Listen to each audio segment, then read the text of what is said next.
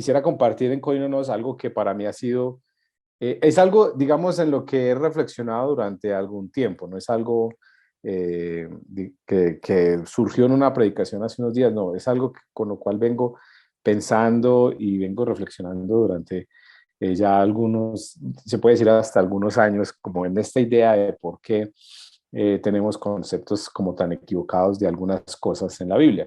Pero antes digamos, de entrar en el tema, me gustaría preguntarles más bien, ¿qué es esta imagen? ¿Qué creen que es? ¿Qué se imaginan? ¿Un coliseo?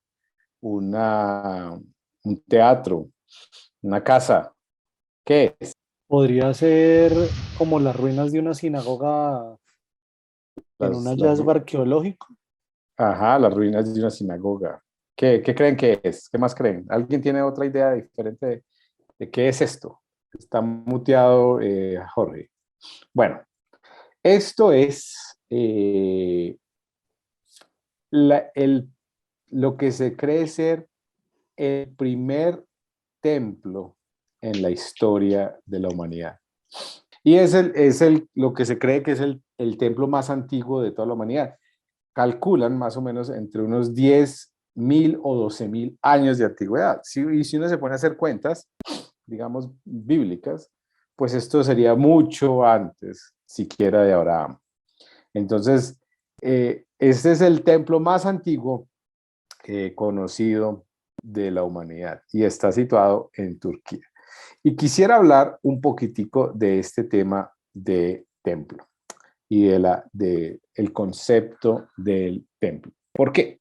Porque nosotros estamos en un momento, y como iglesia, ustedes han escuchado también, que uno escucha y uno viene, digamos, de un contexto católico en donde siempre se habla de vamos al templo. Aún nosotros como cristianos todavía llamamos el lugar donde nos reunimos el templo.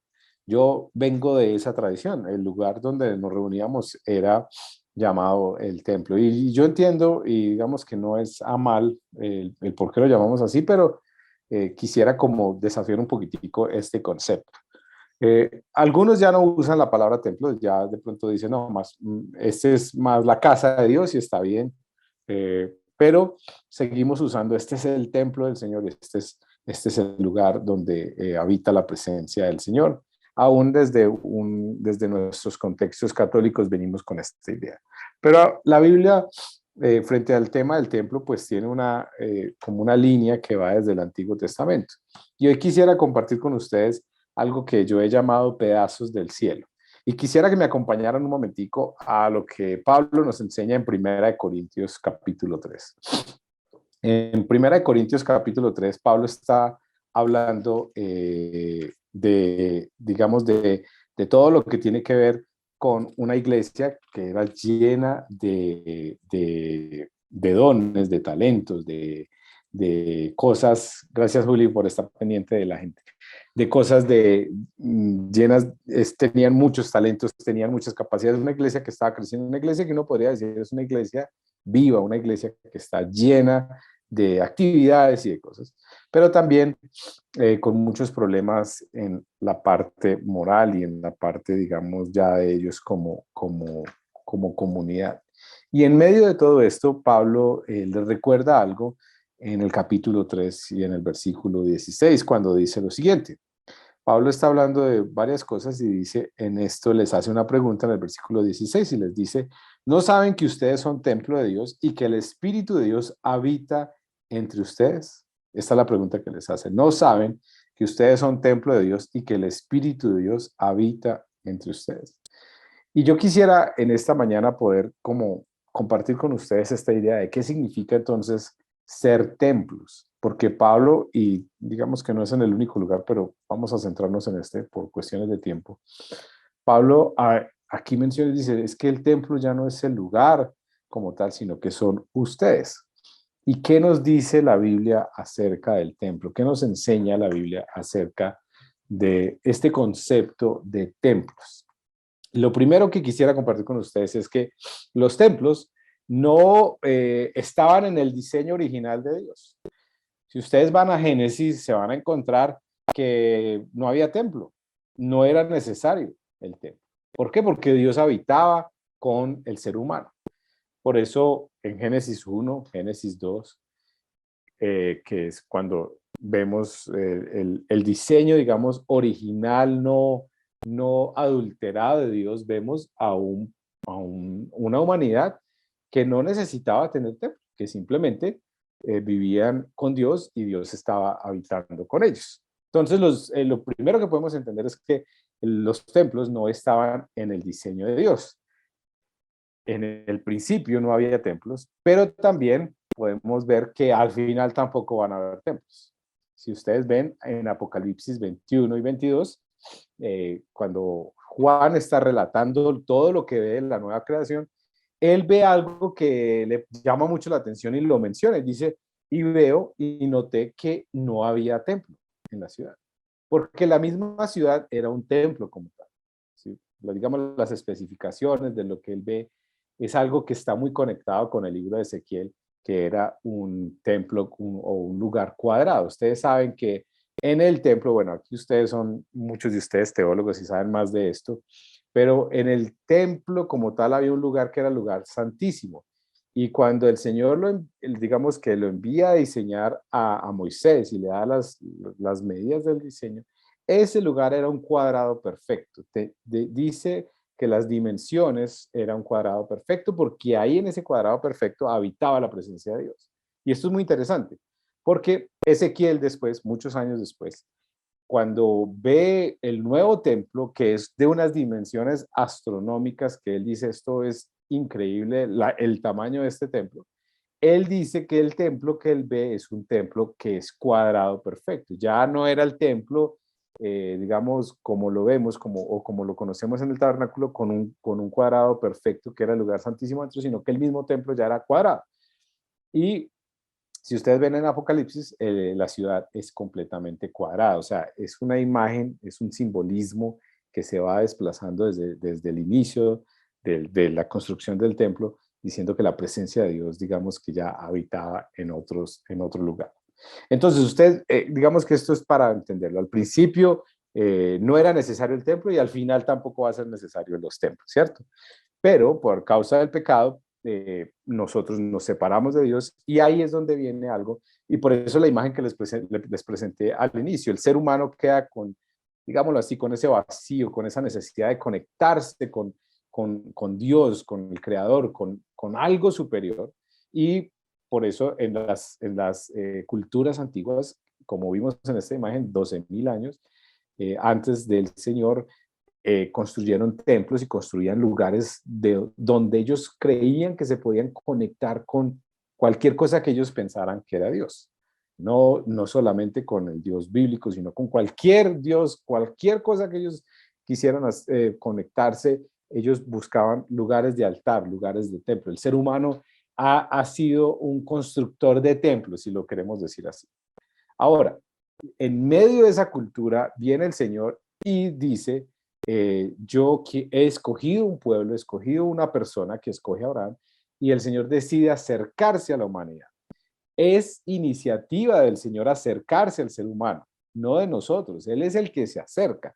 Y Dios escoge, ustedes conocen la historia, poco a poco empieza a revelarse a sí mismo y le habla a un hombre que es Abraham, le habla y digamos que empieza a explicarle y a desglosarle un poco el plan de salvación a través de su familia, a través de la nación. Viene luego y habla en una montaña, le habla a Moisés y se presenta y se revela un poco más. Pero le dice a Moisés algo muy interesante y es que él había escogido un pueblo que venía de la descendencia de Abraham para habitar en medio de ellos. Y esto era lo que iba a hacer que el pueblo iba a ser diferente a cualquier otro pueblo del mundo.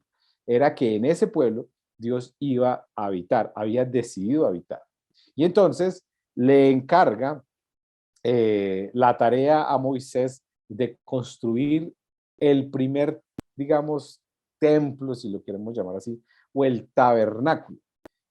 Dios, esto es lo más hermoso del Dios de la Biblia, esto es lo más hermoso digamos, del concepto de Dios del que nosotros tenemos, que fue un Dios, es un Dios que decidió acercarse al ser humano. No fuimos nosotros los que quisimos acercarnos al Señor. Nosotros estábamos perdidos en nuestro pecado. Estábamos, digamos, no entendíamos lo que habíamos hecho, no entendíamos las consecuencias. Pero Dios decide acercarse al ser humano y ustedes le conocen la historia, ustedes pueden ver en Éxodo cuando el Señor le dice a Moisés, yo voy a habitar en medio de ustedes. Y lo que va a ser diferente de este pueblo, de cualquier otro pueblo, es que yo he decidido habitar en medio de ustedes. Entonces, aquí viene un libro que es ustedes lo han leído, no sé si son de esos libros que son difíciles de hacer el devocional, que es Levíticos, porque usted lee eso y usted dice, pero ¿qué es todo? ¿Qué es todo esto? Esta cantidad de medidas y medidas y que mida acá y que esto mide tanto. Pero miren lo interesante. Ese libro de Levítico es tan bonito porque lo que el Señor le está diciendo ahí a Moisés es todas las medidas porque Él ha decidido habitar en la tierra. Básicamente, o yo lo entiendo de esta manera, es que Dios ha decidido poner un pedacito del cielo aquí en la tierra. Eso es lo que es el libro de Levítico. Un pedazo del cielo, un pedazo de la santidad, de la gloria de Dios en medio de nosotros, en medio de nuestra humanidad. Dios decide meterse en medio de nuestra humanidad. Y por eso este libro entonces de Levítico es digamos, como la idea de Dios crear una réplica, digámoslo así, del cielo aquí en la tierra en medio del pueblo. Dios decide habitar, y esto es una cosa que yo siempre que pienso en esto me maravilla, digámoslo así, y es Dios decide habitar en una carpa en medio de la humanidad. Yo no sé cuántos de ustedes les gusta acampar, pero acampar es incomodarse. Acampar es dormir mal, acampar cuando uno está acampando uno dice, pero oye, ¿por qué me vine por acá teniendo una cama en la casa y me vine a sufrir en una carpa? El Dios de la Biblia decidió habitar en una carpa en medio del pueblo. Decidió dejar, digamos, toda su gloria para meterse en una carpita, en un tabernáculo, en medio de un pueblo, en el desierto. Eso es lo que la Biblia nos está diciendo de comienzo a fin, que el Dios de la Biblia es un Dios que decidió incomodarse, entregar todo por nosotros. Entonces Dios, el creador del cielo y la tierra, decide habitar en medio del pueblo en una carpa. Lo que podemos entender aquí entonces es que el templo bíblico, o digamos el tabernáculo en el Antiguo Testamento, fue una iniciativa de Dios y no de los hombres. No es Moisés el que le pide al Señor habitar en medio de ellos o el que le dice, Señor, voy a construir un tabernáculo. No, el Señor es el que le dice, voy a habitar en medio de ustedes. Luego la historia, ustedes conocen la historia, luego de que el pueblo se establece ya en la tierra prometida, pues viene la época de los reinados y David decide construir un templo. Ustedes lo pueden leer en 2 de Samuel 7. Y es una historia muy interesante porque David como que piensa en construir un lugar donde Dios habite y él ve que, pues, que tienen casas y todo, pero Dios no. Y él desde su corazón decide construir un lugar para que Dios habite, un templo. Esto tiene muchas implicaciones culturales y bueno, muchas otras cosas. Pero lo interesante es que cuando él le dice eso al Señor, o digamos que lo propone, el Señor le dice, David, ¿tú crees que yo habito o que yo no tengo un lugar para donde habitar? O que yo necesito que me construyas un lugar. Pero aún así, eh, le dice, voy a permitir que se construya un templo, pero no lo vas a hacer tú, sino que lo va a hacer tu hijo Salomón. Salomón construye el templo y ocurre algo muy interesante. Cuando el Señor envía a Moisés a construir el tabernáculo, cuando se construye el tabernáculo ocurre algo que es que la presencia de Dios desciende y ellos ven la gloria de Dios como un humo, como una nube, lo que han llamado la Shekinah, bueno, todo eso. Ellos ven eso en el tabernáculo. Cuando Salomón construye el templo ya, digamos, de Salomón, de Israel, el templo del Señor en Jerusalén, dice en Crónicas también que cuando digamos, se conmemora o se inaugura el templo, desciende también la gloria del Señor en ese lugar. Pero luego de esto, ustedes conocen la historia del pueblo de Israel, a causa del pecado, es exiliado y digamos, son capturados y se llevan mucha gente. Y Jerusalén y aún el templo quedan destruidos por muchos años. Hasta que vuelve otra vez la historia y vuelve un hombre, Nehemías, Esdras, y empiezan la reconstrucción de la ciudad como tal. Y ellos, porque eran judíos, para ellos era muy importante el tema del templo y era parte de su idiosincrasia, era parte de su identidad el templo. Y lo construyen, lo reconstruyen. Este es Zorobabel. Ustedes encuentran esto en Esdras 6, del 5 al 10, del 15 al 16, y bueno, en toda la historia de Esdras y Nehemías. Zorobabel reconstruye el templo de Jerusalén, pero ocurre algo muy interesante. Yo creo que ustedes saben que cuando ellos reconstruyen el templo de Zorobabel, cuando ellos ya habían sido exiliados y vuelven otra vez, algunos de ellos, no todos, vuelven otra vez a Jerusalén y reconstruyen el templo, y cuando ellos, digamos, van a inaugurar el templo, recuerden, estos son judíos que habían escuchado seguramente la historia de cuando Salomón construyó el templo y lo que sucedió, cómo la gloria desciende sobre ese lugar. Zorobabel reconstruye el templo y lo inauguran y hacen toda la fiesta y hacen toda la conmemoración, y ocurre algo muy interesante, y es que el templo no pasa nada, no desciende la gloria del Señor, ya no hay nube, no pasa nada. Y entonces ustedes leen eso en Segunda de Reyes, capítulo 23, cuando ellos hacen de todo, o sea, hacen lo que tienen que hacer y la gloria del Señor no desciende. Por esa misma época hay un profeta que es Ezequiel, y entonces Ezequiel tiene una visión ya de un templo muy diferente al que ellos tenían acostumbrados. Es una visión de un templo inmenso, de unas proporciones increíbles. Y ustedes leen esto en los capítulos 37 al 43 de Ezequiel, la visión que este hombre, que era un profeta en el exilio, tiene de un templo que él dice, esto es una cosa loca lo que yo estoy viendo. Pero esta visión del templo de Ezequiel es una visión de un templo que está conectada con el libro, o con la visión, digámoslo así, apocalíptica. Pero en este momento Ezequiel dice algo que es muy interesante. En el capítulo 36, versículos del 25 al 27, Ezequiel, viendo ese templo y viendo, digamos, la gloria de ese templo que él ve en su visión, dice algo que a él lo, como que de alguna manera, yo creo que muchos de los profetas del Antiguo Testamento veían cosas que seguramente no entendían. Y él ve algo y dice, lo que veo y lo que el Señor me muestra es que ya el templo no es esa estructura tan grande a la que estamos acostumbrados nosotros, sino que dice que el Señor va a habitar en medio de ustedes y que va a habitar en ustedes. Y ustedes leen eso en Ezequiel 36. Y él ve en su visión que el Señor ya no iba a habitar en esos lugares y que por eso la gloria no había descendido en el templo que había reconstruido Zorobabel, sino que el Señor había decidido en algún momento, que él no sabía cuándo, habitar en medio de ellos, dentro del ser humano. Y entonces ahí comienza la promesa del Antiguo Testamento de que el Señor iba a habitar en nosotros.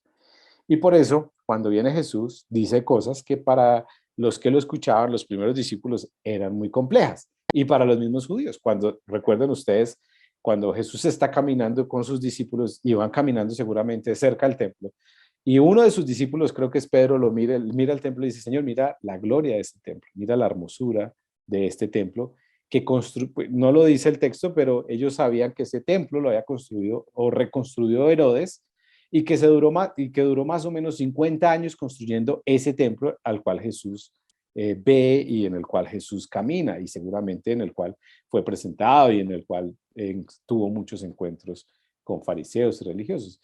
Pedro mira el templo y dice, Señor, mira ese templo y la gloria de ese templo. Y Jesús dice algo que es completamente pues difícil para ellos de entender, y dice, ese templo va a ser destruido, pero en 3 días se levantará. Y ellos dicen, pero ¿cómo es posible? Si duraron 50 años construyéndolo, ¿cómo vas a decir que en 3 días será reconstruido? Aquí Jesús está hablando entonces de otra naturaleza del templo, ¿cierto? Ahora, esto es como una corta historia o un corto resumen de dónde viene el concepto del templo desde el Antiguo Testamento. Quisiera simplemente compartir 3 conclusiones en este punto. La primera es que el templo bíblico fue una iniciativa de Dios. El tabernáculo fue una iniciativa de Dios. Dios mismo decide habitar en medio del pueblo, con Moisés. En ese pueblo Dios le dice a Moisés, ustedes van a ser diferentes a todos los pueblos de la tierra, porque yo voy a habitar en medio de ustedes. ¿Sí? Entonces, es una iniciativa de Dios. Lo segundo es que el templo, el tabernáculo, desde Moisés hasta digamos, Salomón, hasta la gloria del templo, es el lugar, o era el lugar donde lo humano se, se conectaba con lo divino. Era el lugar, digamos, en la tierra, bueno, yo no sé para ustedes, pero era como en las películas, como ese portal entre lo humano y lo divino, el templo, el tabernáculo, ese lugar donde lo humano y lo divino se fusionaban en ese lugar o se encontraban en ese lugar. De alguna manera, un lugar donde el cielo y la tierra se encontraban, como un pedazo de cielo aquí en la tierra, era el tabernáculo. Y lo interesante es que Jesús en la cruz permite que esa fusión se haga completa, donde el templo y el cielo se unen. Y Jesús cumple entonces con su muerte y su resurrección esta promesa que se le hizo a Ezequiel 700 años antes, en que por medio de él Dios estaba desarrollando un plan para habitar en medio de nosotros. Y no solamente habitar en medio de nosotros, sino habitar en nosotros. Que esto es lo que me llama y lo que me parece tan interesante de la historia bíblica y del concepto del templo en la Biblia. Y es que el Señor es el que inicia con esta idea de habitar en medio de nosotros, pero no se queda con la idea de, bueno, yo voy a construir un lugar donde yo habite y ustedes están reunidos. No, desde el inicio la idea del Señor no era habitar en medio de nosotros, sino habitar en nosotros. Y para eso tenía que pasar mucho tiempo. Para eso el ser humano tenía que de alguna manera entender muchas cosas, pero para eso tenía que venir Jesús, para que pudiéramos entender y que a través de la obra de Jesús se pudiera hacer esa, digamos, conexión del cielo y la tierra. Y entonces ya el ser humano era el lugar donde Dios iba a habitar. Eso es lo que la Biblia nos está diciendo desde el inicio. Yo tengo un amigo de la India y él, digamos que estudió conmigo en el seminario, bueno, no estudió conmigo, pero estudió en el seminario también donde yo estudié, y él me contó una historia, ustedes saben que en la India pues son una cultura muy, digamos, muy pagana, muy creyente y construyen templos, creen que hay más de 30 millones, o yo no sé, una cosa loca de número de templos en la India, y él me contó que una vez estaban en su barrio, en la casa, y que estaban ahí hablando como en la calle y salió una culebra grandísima. Y entonces, claro, todo el mundo se asustó y todo el mundo pues, corrió a matar o a capturar la culebra por miedo a los niños o a la gente que estaba ahí. Y dice que todo el mundo salió a correr y a buscar esa culebra. Y esa culebra, dice él que la buscaban y que se les escondía y que se perdía y que se escondía. Y que de un momento a otro esa culebra cogió y se fue como a un lote que estaba vacío, digamos, que no tenía construcción. Y entonces todos se van a ese lote a buscar esa culebra y a matarla, a capturarla. Y dice que la buscaron y la buscaron y la buscaron y que nunca encontraron esa culebra. Y que buscaron horas y horas y horas esa culebra porque la querían capturar y matar y no la encontraron en ese lote y que todos quedaron como con esa idea, pero ¿qué se hizo esa culebra? Y que revisaron y revisaron y revisaron y revisaron dónde estaba esa culebra y no la encontraron. Y adivinen qué hizo todo ese pueblo que trató de buscar esa culebra y no la encontró. Ellos dijeron, esa culebra es algo especial, porque todos la buscamos y no fuimos capaces de encontrarla y se pierde en este lugar. Y entonces construyeron un templo en ese lugar para la culebra perdida. Y él me cuenta que en este momento en donde él vivió en su ciudad, en ese lugar hay un templo a esa culebra que se perdió, que nunca encontraron. Y es el templo que ellos construyeron para ir a adorar a esa culebra porque ellos creen y creyeron en ese momento y creen que pues era algo divino porque ¿cómo es posible que no se deje capturar? Esto me llevó a pensar algo, hermanos, y es que nosotros como humanidad y esto no nos saca a nosotros como cristianos o como pastores, nos hemos dedicado a hacer templos desde el inicio. Por eso la imagen que les mostré al principio. Ese templo tiene más de 12.000 años. La humanidad se ha dedicado a hacer templos y se nos ha olvidado ser templos. Y ahí hay una diferencia muy grande. Nos hemos dedicado a hacer templos, pero no a ser templos. Y la diferencia que yo veo entre el cristianismo y cualquier otra religión es que Jesús nunca nos pidió construir templos. Jesús nos pidió ser los templos. Y nosotros no hemos entendido esto. Yo tengo muchos amigos, pues, o amigos no, pero digamos amigos que vienen de Europa, de España y todo, y a veces uno comete el error, o bueno, no sé, les muestra los lugares de reunión o los templos cristianos de acá, y mire esa iglesia tan grande, ahí vienen 10.000 o vienen tantas personas. Y una vez uno de ellos me dijo, no, pero las mega iglesias están en Europa. Nosotros tenemos las mega iglesias, y yo le dije, pero si lo que uno escucha es que en Europa las iglesias no son tan grandes, son pequeñas. Y dijo, sí, las mega iglesias las tenemos nosotros, están desocupadas, pero son nuestras mega iglesias. Todas las iglesias católicas, los templos, las catedrales que tenemos son mega iglesias que ya no va nadie. Y eso lo lleva a uno a pensar mucho en que Jesús no nos pidió a nosotros construir templos, nos pidió ser templos. Y creo que esto a nosotros nos habla un poquito porque todos los que estamos acá, muchos de los que estamos acá, hacemos parte de alguna iglesia o de alguna denominación, y mucho de nuestro esfuerzo ha sido construir templos. Nuestros recursos se van en la construcción del templo, la construcción del lugar, en la adecuación del lugar. Y se nos ha olvidado ser templos. Se nos ha olvidado que el Señor nos mandó a hacer eso. Por eso Ezequiel, en su visión apocalíptica, él no ve un lugar físico como tal, él ve una cosa inmensa. Él dice, esto es una cosa de unas proporciones estrambóticas.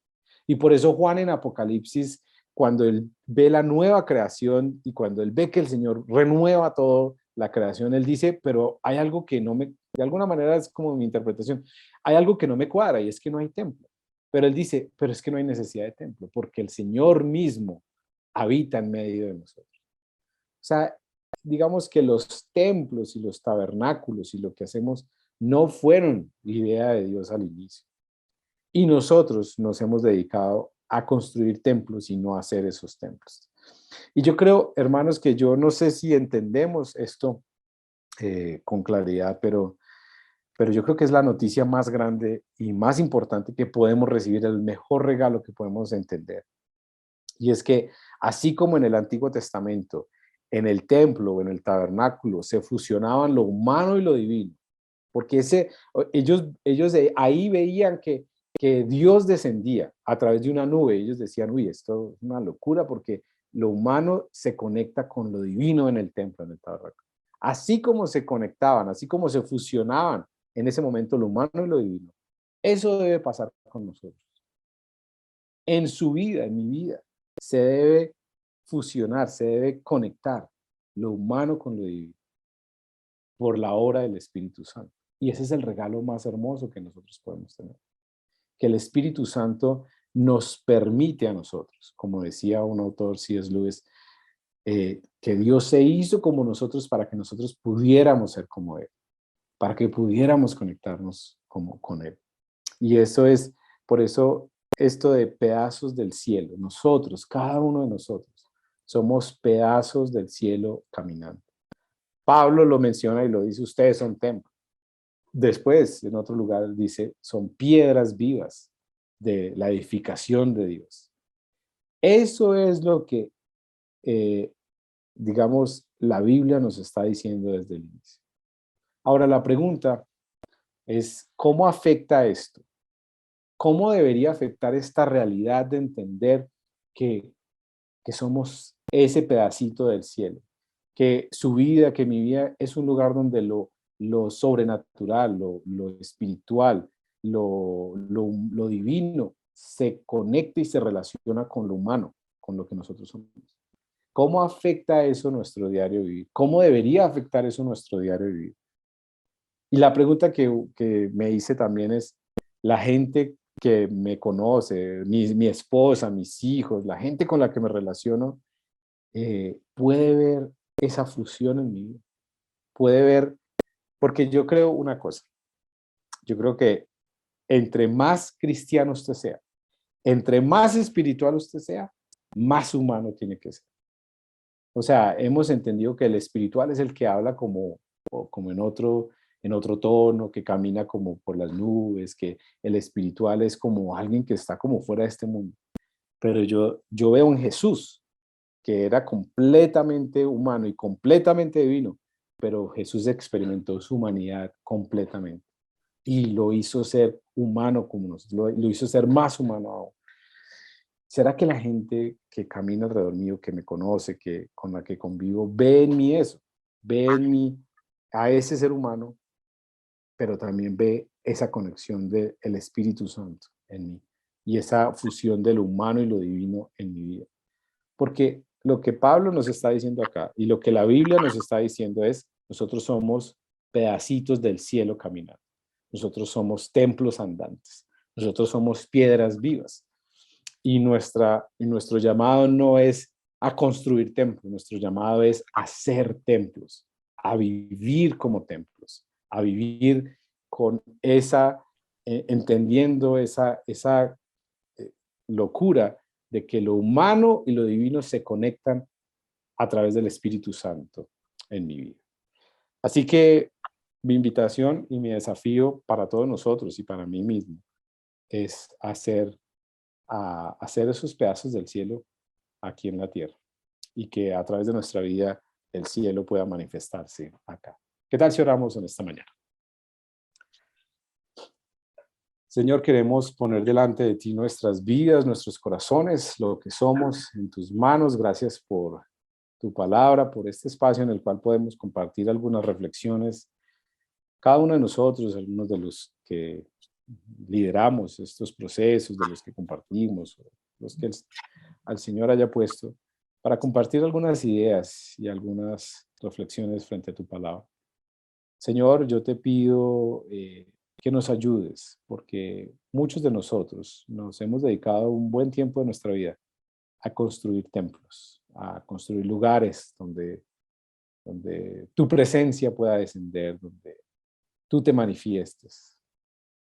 Pero se nos ha olvidado ser templos, se nos ha olvidado ser esos lugares donde esas personas, esos templos de carne y hueso, en donde lo humano y lo divino se conectan en el diario vivir, en donde la obra del Espíritu Santo es evidente, en donde podemos ser tan humanos como fue Jesús, pero también tan llenos del Espíritu Santo como fue Él.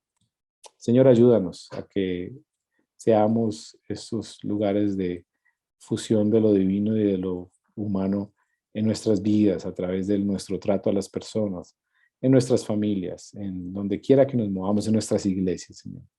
Señor, ayúdame a mí, ayúdanos, Señor, a no poner nuestras fuerzas en lugares que van a pasar, pero que podamos invertir en las personas, invertir en los templos de carne y hueso, que es finalmente a lo cual nos ha llamado. En el nombre de Jesús oramos. Amén y amén.